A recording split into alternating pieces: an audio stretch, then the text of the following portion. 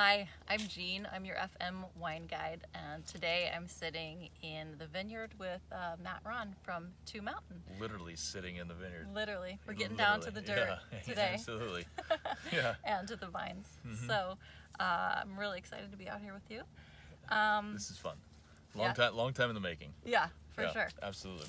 So we're here drinking some Two Mountain Merlot in the Copeland vineyard where the Merlot is grown, and here's the grapes right next to me. So tell me a little bit about, so we're in Columbia, We're in the Rattlesnake Hills. Rattlesnake Hills specifically. Yes. Yeah, tell me about that. So Washington has, I don't even know how many years now, 14, I think. And the big one is the Columbia Valley, which basically encompasses most of the state, most of the eastern Washington. And then more specifically, we're within the Yakima Valley, which is the oldest AVA in Washington state. And it's a big, long, narrow valley with lots of kind of sub-climates and subsoils and whatever. And one of them happens to be a smaller, newer AVA of the Rattlesnake Hills. So we're actually, kind of like the old Russian dolls. We're the small one on the inside. Yep. And Rattlesnake Hills was formed and originated back in 2006, so it's relatively new, and it's very high elevation and all this sandy loam that we're sitting in right now. So we specifically came to this vineyard because the rocks and the dirt are so cool and interesting. So I want you to tell me a little bit about what we're sitting in here. What is this? And we got the winery dog. Yeah, this is Cash. This is Cash, which by the way. is totally part of it. He's 11 months old, so just bear with him.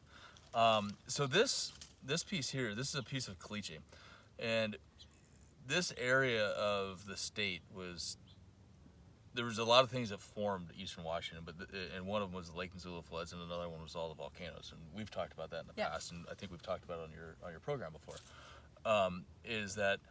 But one of the things that has happened over time with pressure and heat and cold and water and all this other stuff is you get this calcification of soil, which is caliche.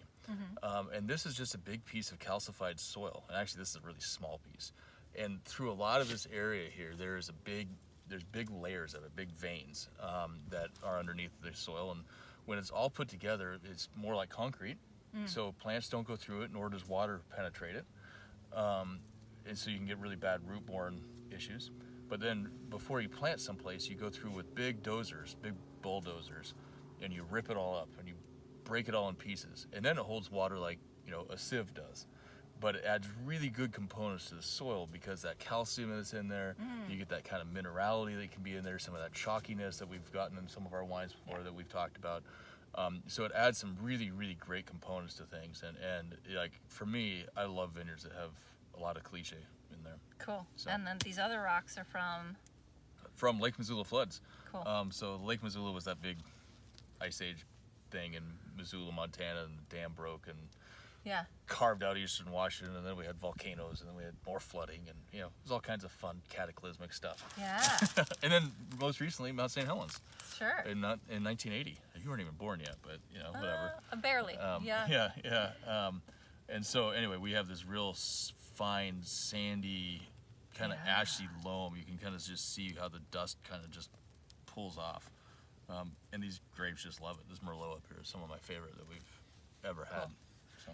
Yeah, I would say that's what I love about Washington wines is the diversity of these different rocks and dirt from all that geological history creates these wines that, to me, almost sometimes California can be too fruity, and Europe can almost be sometimes too just earthy and not enough fruit, and whereas Washington is a nice balance of both. So if you have like a mature palate and you like all those different layers, Washington can kind of bridge the gap of giving you some earthiness and some fruit too. So I love that.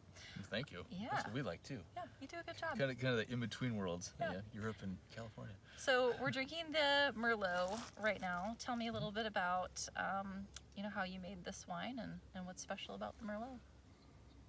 Well, what's special about it is this is actually the first one that we blended two different vineyards with.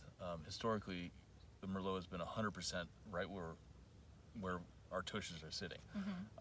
But in 17, we actually blended 50% of it with Schmidt Vineyard, which is a newer vineyard, but it has much deeper soil. So like on the camera, you can see how fine and dusty the soil is. And Schmidt Vineyard has a little bit more silt to it, so it has a little bit more water holding capacity, and the fruit has just a little bit of different darkness to it.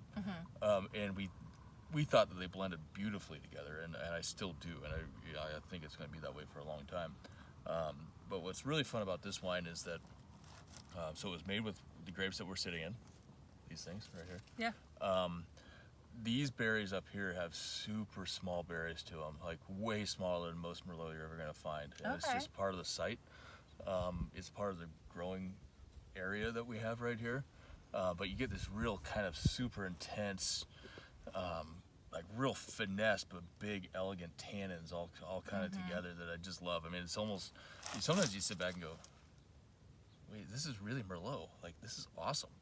Yeah, Merlot gets a really bad rap, I think, over the last 15 years in the market, but it always comes back to me as one of my favorite grapes. I think it's just,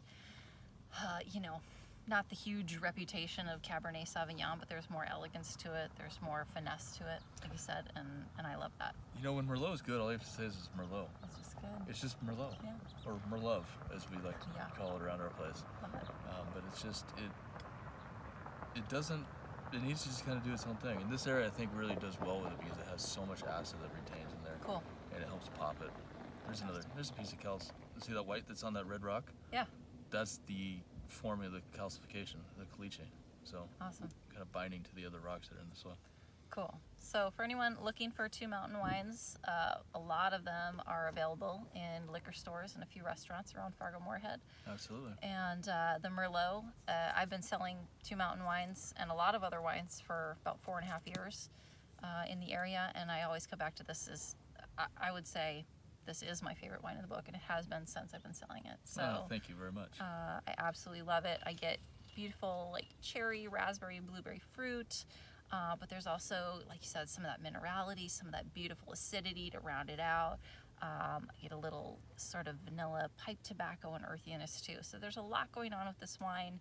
Cleans up really pretty on my palate, and it's a great food pairing wine as well. Well, thank you very much. Thank you. Appreciate it. Thanks for hanging out with me in your vineyard today. Thanks for coming out to the vineyard. This is so much fun to have you out here, finally, after all these years. Cheers, Matt. Yeah, welcome to the dirt.